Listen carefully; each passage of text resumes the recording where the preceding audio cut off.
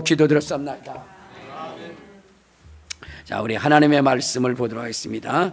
마가복음 3장 13절부터 마가복음 3장 13절부터 15절에 있는 말씀입니다. 마가복음 3장 13절부터 15절 시작. 또 산에 오르사 자기가 원하는 자들을 부르시니 나오는지라. 이에 12를 세우셨으니 이는 자기와 함께 있게 하시고 또 보내사 전도도 하며 귀신을 내쫓는 권능도 가지게 하려 하심이라. 아멘. 이제 자기 자신을 축복할 때 이렇게 축복하십시오. 나는 예수님 때문에 오베데돔의 복을 받은 사람입니다. 고백하시길 바랍니다. 나는 예수님 때문에 오베데돔의 복을 받은 사람입니다. 아멘.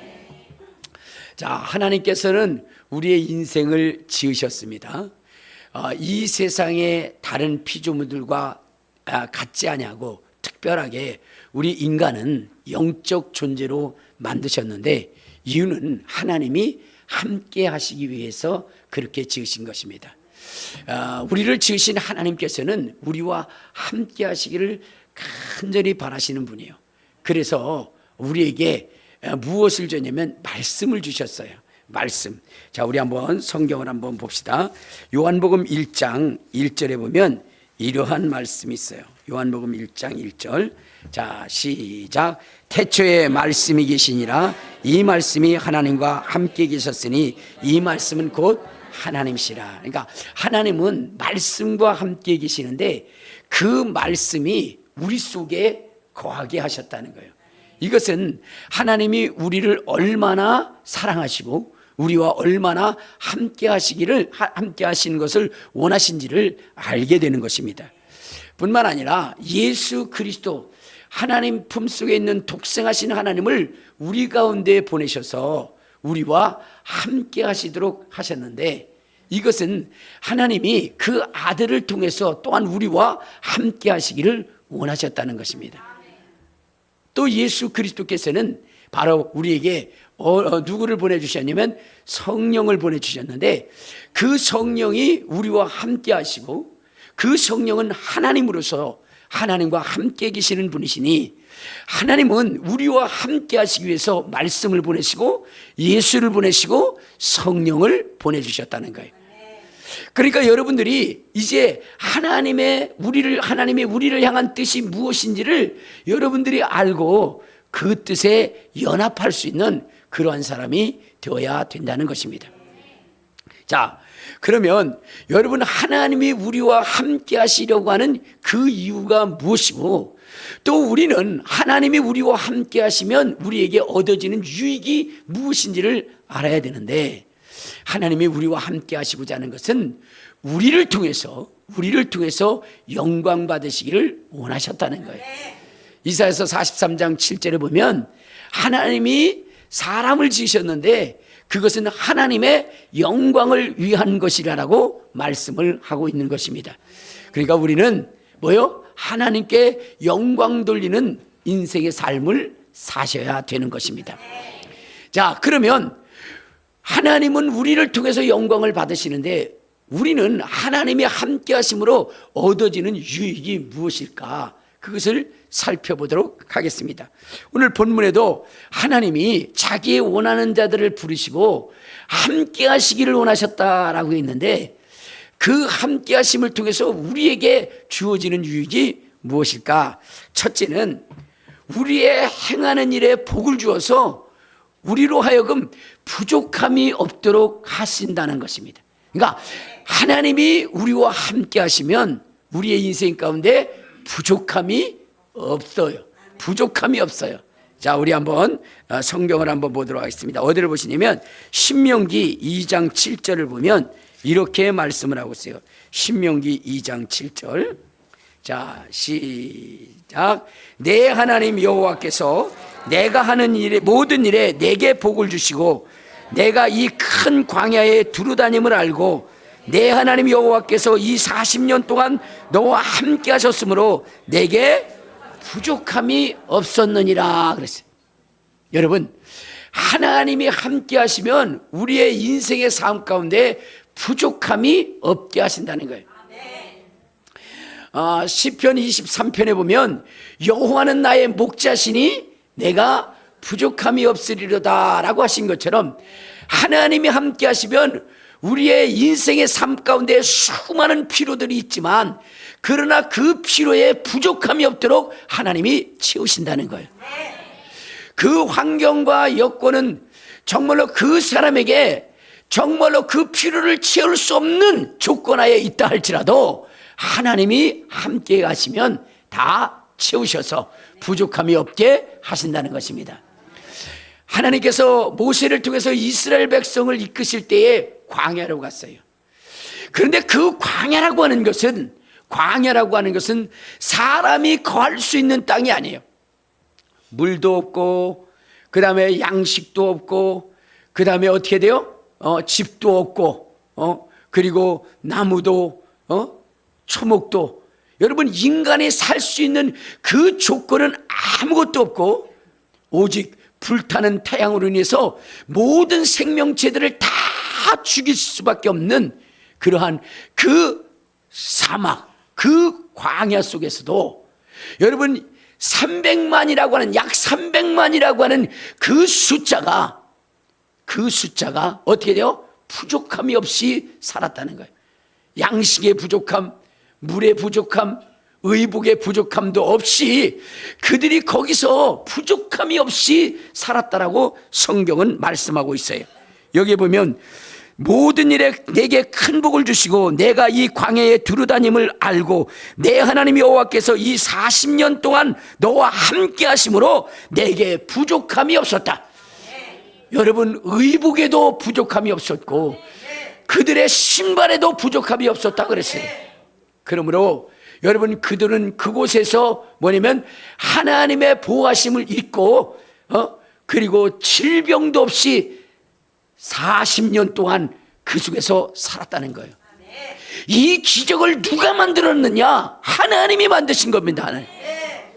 그러므로 여러분 이 세상 가운데 부족함이 있다 할지라도 여러분 그 부족함 때문에 탄식할 것이 아니라 그 부족함을 넉넉함으로 채우시는 여러분 하나님과 함께하는 자의 삶이 되시기를 주님의 이름으로 축원합니다.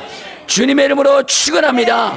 모든 것에 넉넉히 채우시는 이가 우리 하나님이시라는 것입니다.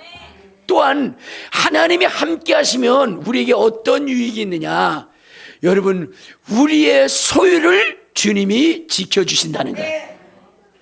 여러분 이 세상은 우리의 가진 바 소유를 빼앗으려고 하는 자들이 뭐냐면 드글드글한 것이 여러분 성경에 보면 우리의 생명을 빼앗고 우리의 안전을 빼앗고 우리의 소유를 빼앗으려고 우는 사자와 같이 삼킬 자를 찾는 자가 있고 우리의 생명을 도둑질하는 귀신과 같은 존재들이 이 세상에 있을 뿐만 아니라 여러분 그렇게 믿었던 이웃이, 그렇게 믿었던 형제가 여러분의 가진 모든 것들을 다 빼앗아서 여러분들을 헐벗고 굶주리게 하고 여러분들을 비참하게 만드는 그러한 일들이 이 세상 가운데 있다는 것입니다. 여러분 이러한 삶 가운데 여러분들이 이것을 지키려고 애를 쓰지만 그러나 여러분 그들의 간교한 계략은 우리의 지혜를 넘어서 유익인 줄 알고 물었는데 그것이 터치고 여러분 그것이 멸망의 길인 것을 알게 됐을 때 땅을 치며 후회해보지만 그것을 돌이킬 수가 없는 것입니다. 여러분들도 정말로 그런 일들을 당했을 거예요.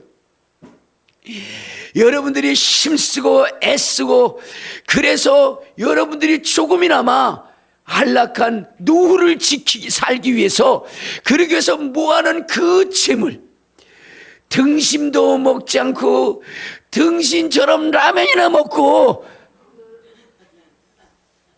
그 노후를 지키려고 만들었던 그 재물을 한순간에 여러분 사기꾼에 의해서 빼앗길 때가 있지 않습니까? 그렇죠? 그때 생각합니다. 그때 먹고 싶은 거나 실컷 먹고 가고 싶은 데나 실컷 갈 걸 내가 아끼다가 한 입에 털어놨네. 그리고 후회할 때가 많이 있죠.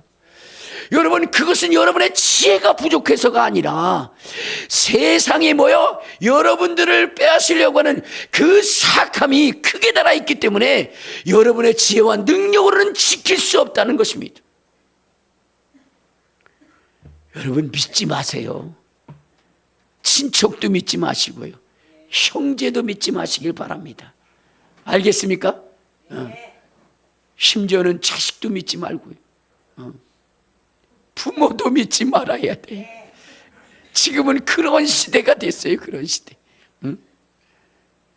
여러분, 한번 성경을 보면은 어떻게냐. 자, 우리 한번 창세기 31장 41절에 보면 이런 얘기 있어요. 창세기 31장 41절. 자, 41절. 자, 시작. 내가 외삼촌 집에 있는 이 20년 동안 외삼촌의 두 딸을 위하여 14년, 외삼촌의 양떼를 위하여 6년을 외삼촌에게 봉사하였거니와 외삼촌께서는 내 품삯을 10번이나 바꾸셨나이다 그랬어요. 여러분, 이 야곱이라고 하는 사람은 자기 외삼촌 라반이 그래도 혈육이라고 생각해서 지켜줄 것이라고 그렇게 생각했는데 친척이 더 무서워요. 그렇죠? 여러분, 10번이나 계약을 어겨버렸다는 거예요.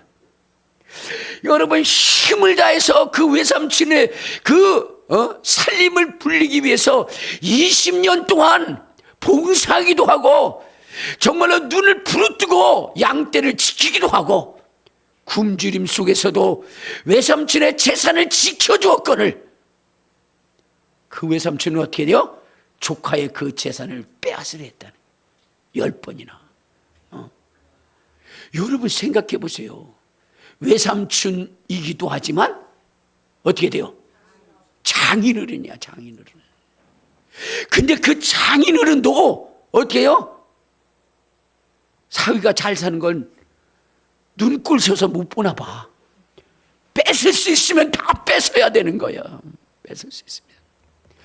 그런데 그 재산을 지켜주신 분이 누구냐? 하나님이셨어요. 하나님. 우리 42절에 보면 아주 어디에요? 사위가 장인어른한테 이렇게 얘기하는 거예요. 또 삼촌에게 이렇게 얘기하는 거예요. 42절 시작. 우리 아버지 하나님, 아브라함의 하나님, 곧 이삭이 경외하는 이가 나와 함께 계시지 아니었더라면 외삼촌께서 이제 나를 빈손으로 돌려보냈으리로마는 하나님이 내 고난과 내 손의 수고를 보시고 어젯밤에 외삼촌을 책망하셨나이다 그랬어요. 그러니까 뭐예요? 외삼촌이지만 내 것을 빼앗으려 했잖아요. 장인어른이지만 내 것을 빼앗으려 했잖아요. 10번이나. 그리고 이제 또 빼앗으려고 했잖아요. 나를 빈손으로 보내려고 했잖아요. 그런데 이것을 지켜주신 이는 하나님이셨어요. 하나님이 나와 함께 하셨기 때문에 하나님이 외삼촌을 책망하셨어요. 그렇기 때문에 외삼촌이 나의 소유를 빼앗지 못했던 것 아닙니까? 라고 말씀하셨어요.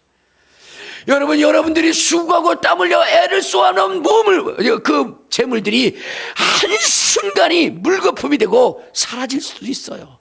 그러나 그것을 지킬 수 있는 길이 있어요. 여러분의 지혜가 아닙니다. 여러분의 능력이 아닙니다. 여러분, 요즘 사기치시는 분들 보면은요, 대단합니다. 검사도 속고 경찰도 속고 판사도 속고. 여러분, 이 세상에 속지 않는 사람이 없다는 거예요. 속지 않는 사람이. 그런데 여러분, 그것을 지킬 수 있는 분, 속지 않게 만드시는 분, 그분이 누구냐? 하나님이시라는 거예요.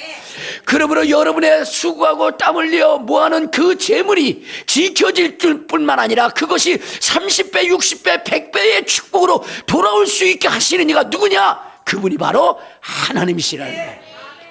그러므로 여러분의 인생을 눈동자와 같이 지키시는 하나님을 의지하시기를, 하나님과 함께 하시기를 주님의 이름으로 축원합니다. 주님의 이름으로 축원합니다. 또한 여러분, 하나님이 함께 하시면 우리에게 어떤 유익이 주어지느냐?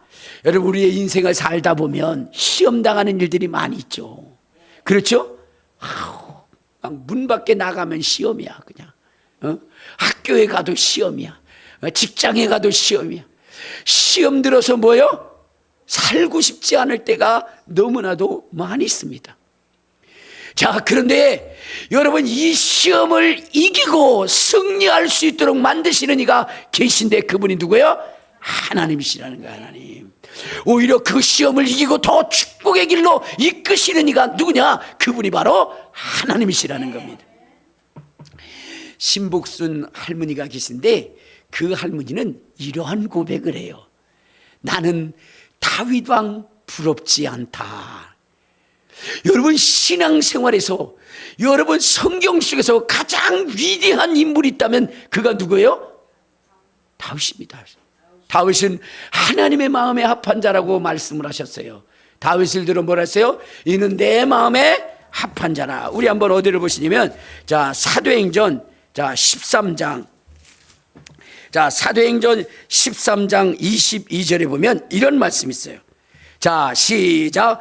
패하시고 다윗 왕을 세우시고 증언하여 이르시되 내가 이새의 아들 다윗을 만나니 내 마음에 맞는 사람이라 내 뜻을 다 이루리라. 할렐루야.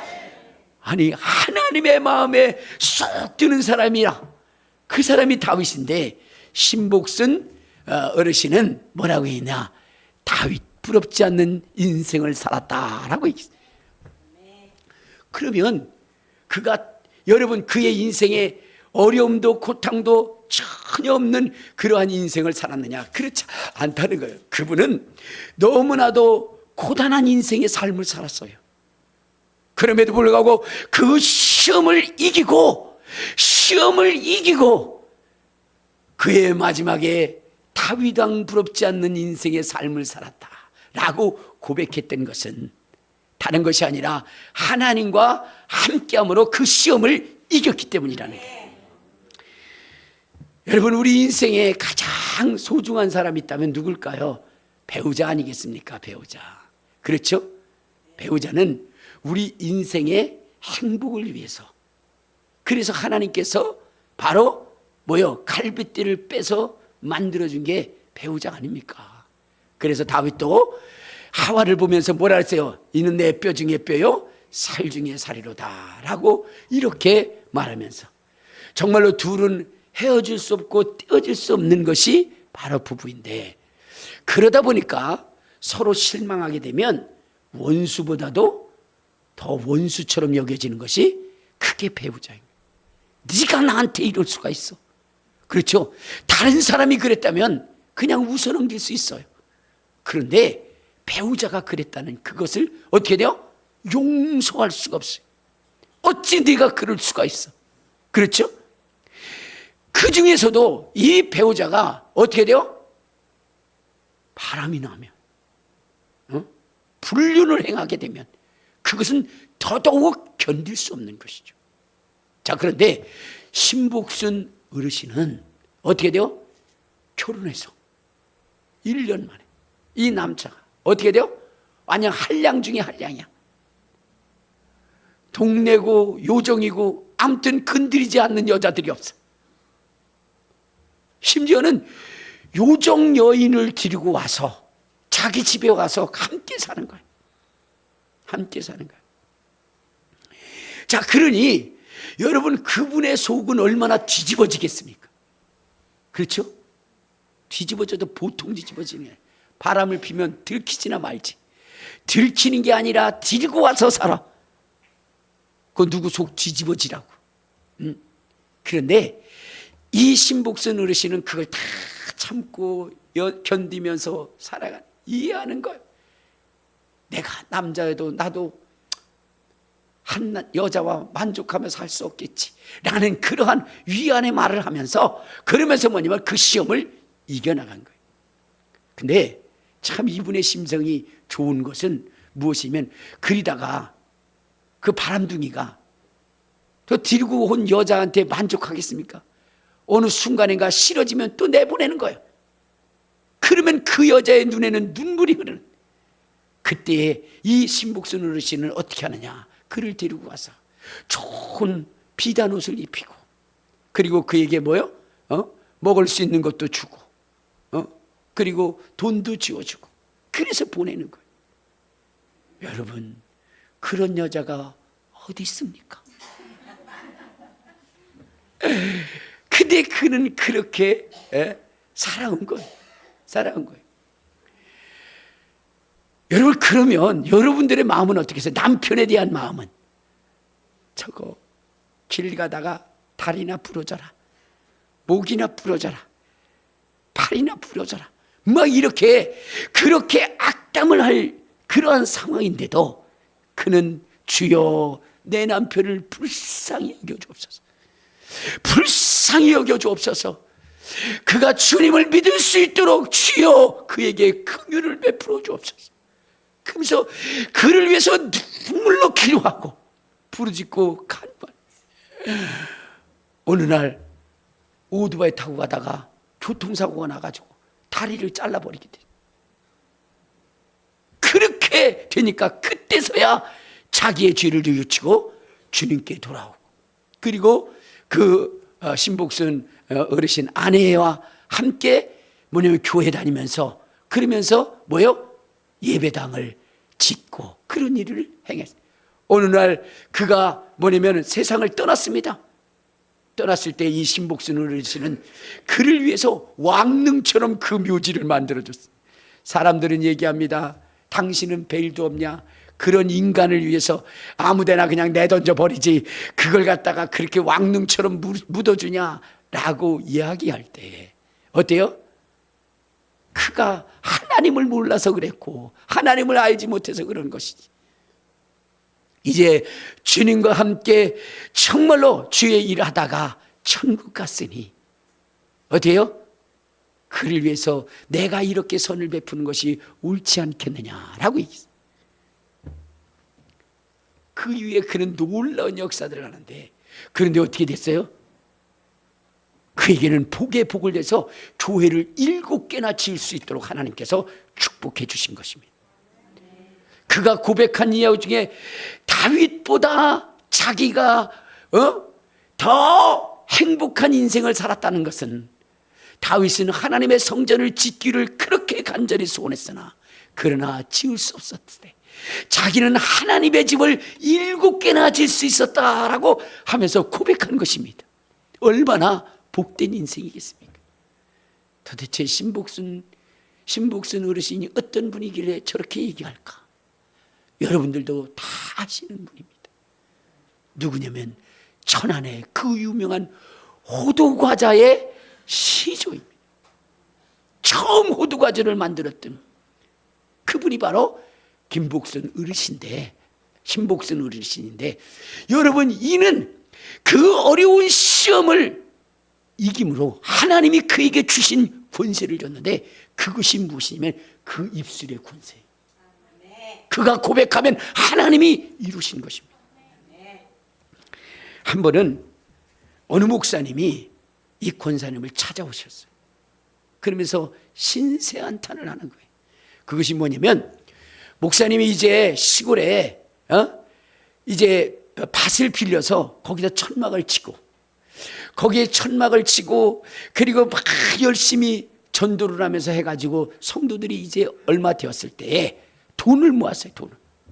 그러면서 그 땅을 사서 거기다가 교회를 살려고 300만 원을 마련을 해가지고 그 재정 집사님한테 주면서 그 땅을 살 수 있도록 그렇게 해라라고 얘기를 했는데, 얼마 안 있다가 주인이 와서 노발대발하면서 난리가 난 거예요. 빨리 이 천막을 허물어버리고 이곳에서 떠나라, 그렇게 얘기하는 거예요. 그래서 우리가 여기에 교회를 지을 수 있게 해달라고 그랬더니 뭔 소리를 그렇게 하냐고, 빨리 나가라고. 주인한테 이렇게 한 방 얻어 맞았는데, 근데 또 더 그를 슬프게 했던 것은 뭐냐면 300만 원을 그 재정 집사님한테 주었는데 그 집사님은 그것을 해결하려 하지 않고 그 돈을 어떻게 했는지, 꿀꺽했는지, 그리고 나서는 뭐요? 언제 나한테 돈을 줬냐고, 시치미를 떼는 거예요. 언제 나한테 돈을 줬냐고. 그러니까 목사님의 마음이 무너지는 거예요. 주인, 그 땅 주인 때문에도 무너졌는데 더 무너진 것은 그렇게 믿어서 재정을 맡겼는데 그가 어떻게 돼요? 300만 원을. 그때 당시 300만 원은 엄청나게 큰 것이었거든요. 그렇게 되니까 마음이 무너져. 그런데 또 어느 날 태풍이 불더니 천막이 휙 하면서 다 하늘로 올라가가지고 세 바퀴 돌더니 다시 거기에 떨어졌어요.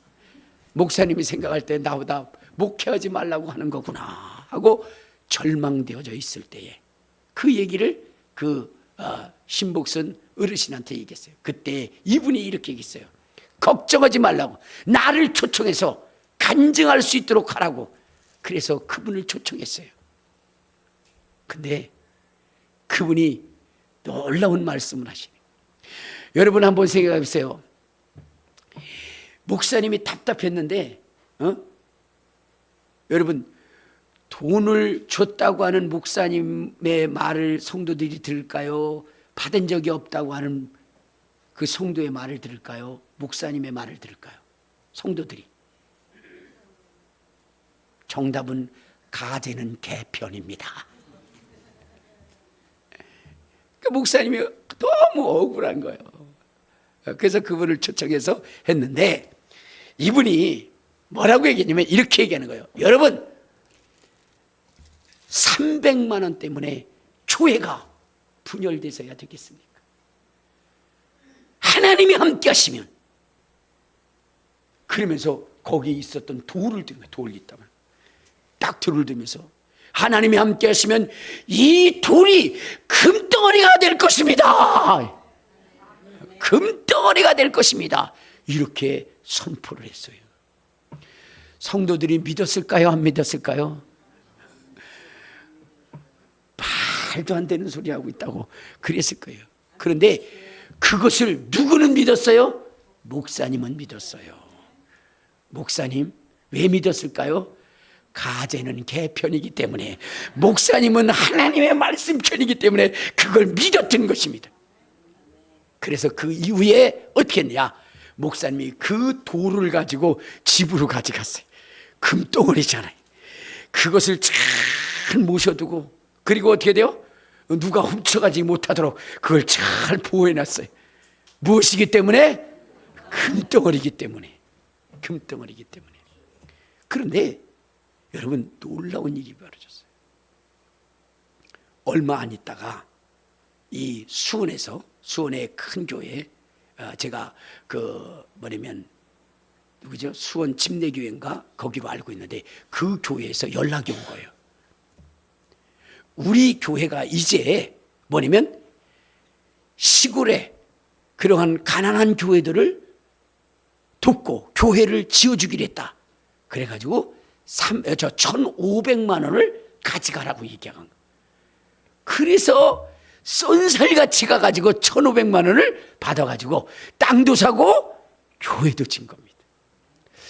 목사님이 너무 신기해서 그 돌덩어리를 가지고 금은방에 가서 이만큼의 금이면 얼마나 되실까요? 그랬더니 한 1,500만 원 될 거예요.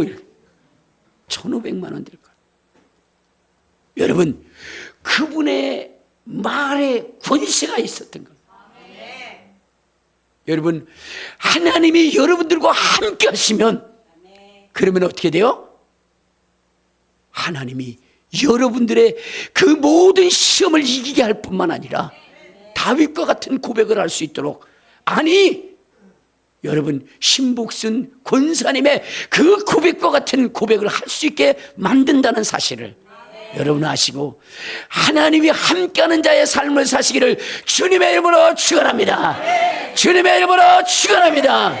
하나님이 함께 하시면요 모든 일을 형통하게 하시는 거예요. 형통하게. 여러분 시련의 고통 가운데도 오히려 하나님이 그를 형통하게 만드는 것이 하나님이 함께한 자의 삶이라는 거예요. 요셉이라고 하는 사람은 여러분 야곱의 아들입니다. 라헬에 의해서 태어난 그런 아들이죠. 그런데 여러분 야곱은 라헬을 사랑했기 때문에 라헬이 난 요셉에 대한 특별한 애정을 가지고 있었어요. 그래서 그를 더 사랑해서 어떻게 돼요? 좋은 옷을 입다 보니까 다른 아들들이 시기를 했습니다. 그래서 그를 어떻게 했어요? 애굽의 노예로 팔아버리자. 그래가지고 애굽의 노예로 팔아버렸어요. 그런데 여러분, 그가 노예로 팔려갔지만 그의 인생은 형통한 삶이었어요. 형통한 삶이었어요. 왜 그랬을까요? 하나님이 함께 하셨기 때문에. 노예로 팔려가서 죽도록 일하다가 그러다가 죽으라고 팔렸는데 그런데 하나님은 그것을 도리어 복이 되게 하셔서, 그래서 그를 어디에 가게 했어요? 애굽의 보디발의 집에 총무를 시켜주는 이 놀라운 역사가 이루어져요. 보디발이 누구냐? 보디빌더가 아니. 보디발은 여러분 바로 애굽 왕의 어디요? 친위 대장입니다. 종우 대장이. 그러니까 그의 권력이 얼마나 대단하겠습니까? 그런데 이가 이 요셉을 노예로 여기지 아니하고 존귀한 자로 여겨졌다는 것. 자, 우리 한번 성경을 보는데 어디를 보시냐면, 자, 창세기 39장. 자, 우리 창세기 39장 1절부터 보면, 자, 시작. 요셉이 이끌려 애굽에 내려가매 바로의 지나 신이 대장 애굽 사람 보디발이 그를 데리고 간 여호와께서 요셉과 함께 하심으로 그가 형통한 자가 되어 그의 주인 애굽 사람의 집에 있으니 그의 주인이 여호와께서 그와 함께 하심을 보고 또 여호와께서 그의 범사에 형통케 하심을 보았더라. 그러니까 그를 함부로 대할 수가 없었던 거야. 함부로 대할 수가. 그래서 그를 뭐요? 가정 총무로 세우고 그 누구도 그에게 도전할 수 없도록 그렇게 만드는 것입니다. 근데 문제는 뭐냐면 어떻게 돼요? 이 보디발의 아내,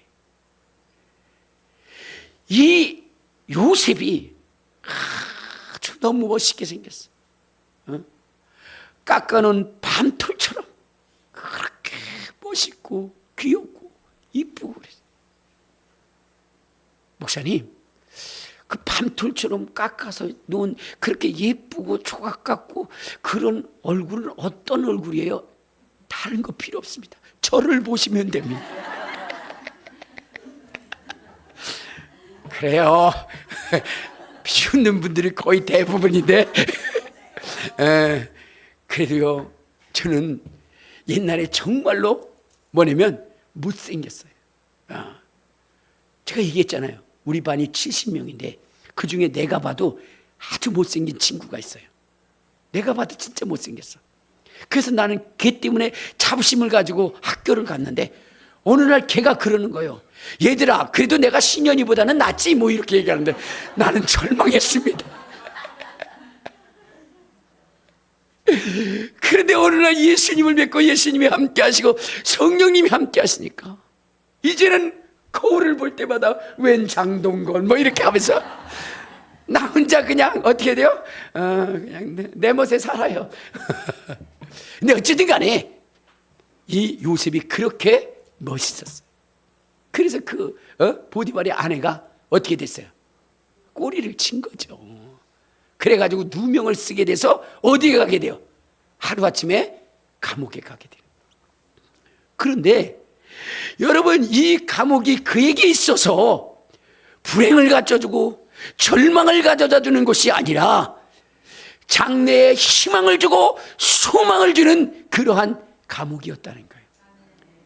성경에 보면 내 생각과 내 생각이 다르다라고 말씀하셨고 너희의 당한 그 일은 재앙이 아니라 장래에 소망을 주려 하는 것이라 라고 주님이 말씀하신 것처럼 요셉이 갇힌 그 감옥은 여러분 그를 절망으로 정말로 멸망의 나락으로 빠뜨리기 위한 장소가 아니라 후일에 애굽의 총리가 될 수 있는 그 과정이었다는 거예요. 그래서 여러분 그것을 그 감옥에 있을 때에 뭐라고 얘기하느냐. 39장 23절에 보면, 창세기 39장 23절에 보면 이렇게 얘기합니다. 자, 시작. 간수장은 그의 손에 맡긴 것을 무엇이든지 살펴보지 아니하였으니 이는 여호와께서 요셉과 함께 하심이라. 여호와께서 그를 범사에 형통하게 하셨더라. 그러니까 여러분, 요셉이 감옥에 갔는데 그를 어떻게 했다? 형통하게 했다는 거예요. 형통. 감옥에 있는 게 무슨 형통이겠어요. 그런데 하나님은 그를 존귀한 자로 만들기 위해서 감옥에 보낸 거예요. 그래서 지금 이 요셉이 뭐 하는 거예요? 사물을 맡았다 그랬어요. 그 감옥서의 재반 업무들을 다 맡아서 처리함으로 뭐요? 이제 경험을 쌓게 하는 거예요. 그리고 그 속에 수많은 뭐요? 이 바로의 장관들이 들어와요. 비리로 인해서 그때마다 그들을 통해서 여러분 나라의 경영, 경제, 군사 이 모든 것들을 배우게 됩니다. 그러므로 그것이 그에게 있어서 어때요? 나중에 총리로서 그 모든 일들을 실수 없이 완벽하게 만들 수 있는 현장이 되었다는 거예요. 그래서 그는 감옥에 있어도 형통했던 것입니다. 후일에 그는 애굽의 총리가 되었고 바로는 그를 존귀한 자라고 여겼던 것입니다. 그래서 만 백성이 그가 지나갈 때에 엎드려 절할 수 있도록 그렇게 만든 것입니다. 하나님이 함께 하시면 그가 가는 그곳이 여러분 그를 형통하게 하기 위한 과정이 되어지니 여러분 하나님이 함께하는 자의 삶을 사시기를 주님의 이름으로 축원합니다. 주님의 이름으로 축원합니다.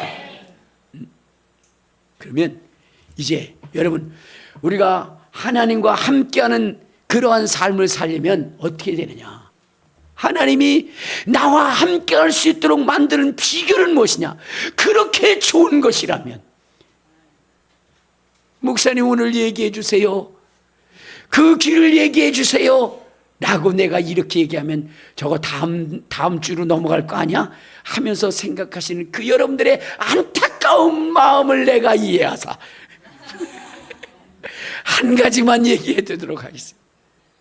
여러분 하나님이 여러분들과 함께 하시려면 어떻게 되느냐? 사명이 있어야 돼요. 하나님의 사명이 여러분들에게 있어야 되는 것입니다. 하나님의 사명. 여러분 모세가 그 숱한 어려움과 고난 속에서도 하나님이 그와 함께 하셨던 이유는 무엇이냐? 하나님의 뜻을 이루기까지 내가 너를 떠나지 아니하리라. 하나님의 사명이 있는 그에게 그 사명이 이루어질 때까지 하나님이 그와 함께 하시는 것입니다.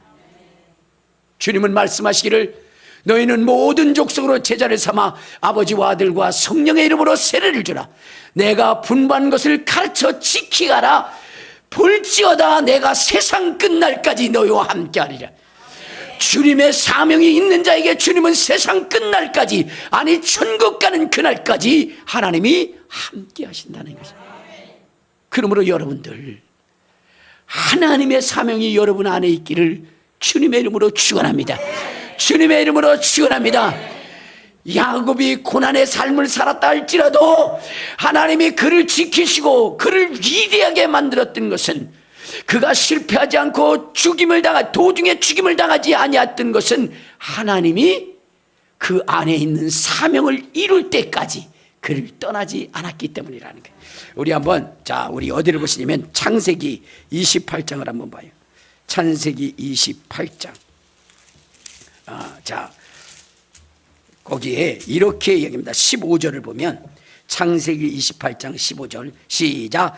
내가 너와 함께 있어 내가 어디로 가든지 너를 지키며 너를 이끌어 이 땅으로 돌아오게 할지라.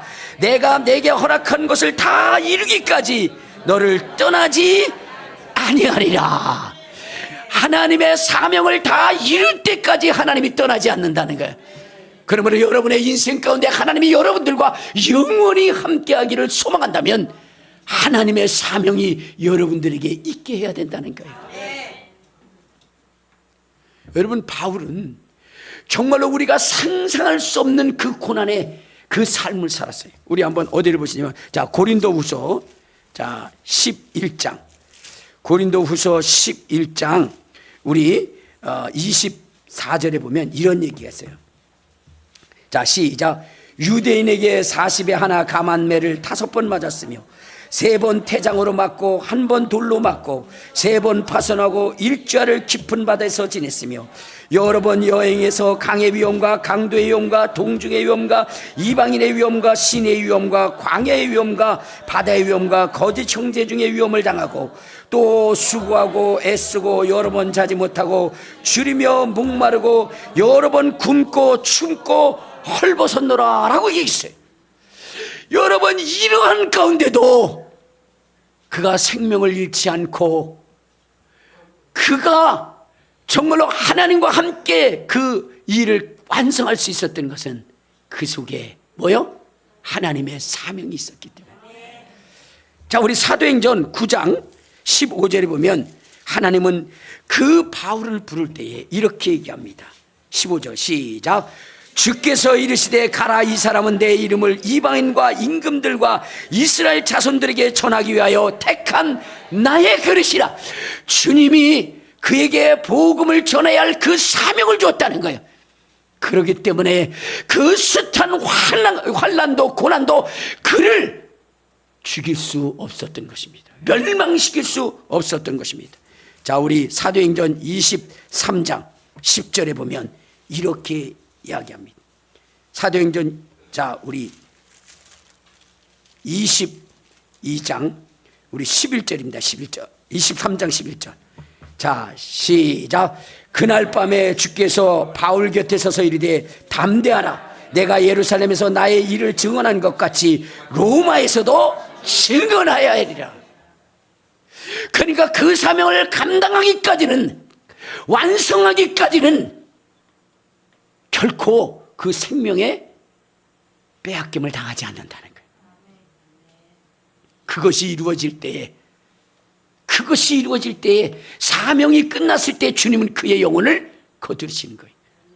그래서 여러분, 디모데후서 4장 1절부터 쭉 보면은 이제 바울이 자기의 떠날 기약이 되었다는 거예요. 사명을 완성하고 나니 이제 주님의 부르심이 있다는 거예요. 여러분 속에 생명이 있고 사명이 있으면 결코 죽지 않습니다. 멸망당하지 않습니다. 그러므로 여러분 속에 무엇을 가지고 있어야 되느냐? 사명을 가지고 살아가시길 바랍니다. 그러면 사명이란 무엇일까요? 여러분, 이 교회는 주님의 몸입니다. 이 교회 속에 있는 하나님의 뜻이 곧 사명인 것입니다. 우리 교회의 사명이 바로 이게요. 말씀이 이루어지는 교회, 말씀을 이루는 교회. 우리 성도들의 삶 가운데 예수의 이름으로 귀신을 쫓아내는 역사를 이루고 성령으로 방언을 말하고 말씀으로 마귀를 파쇄하고 하나님의 전신갑주를 통해서 하나님의 살아계심을 증언하고 입증하며 병든 사람에게 손을 얹어 낫게 하며 수천 수만의 영혼들을 주께로 인도하는 이 비전, 이 사명, 이것을 여러분들이 품게 될 때에 하나님은 여러분들과 함께 할 것이고 여러분의 삶 가운데 귀한 일, 놀라운 일, 기적 같은 일들을 이룰 것이라는 것입니다. 오늘 이 비전, 이 사명을 품고 당당히 세상과 맞서 싸워 이길 수 있는 저와 여러분 되시기를 주님의 이름으로 축원합니다. 주님의 이름으로 축원합니다.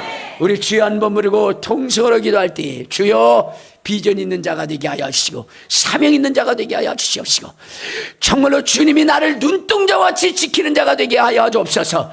우리 주여 한번 부르고 통성으로 기도하시겠습니다.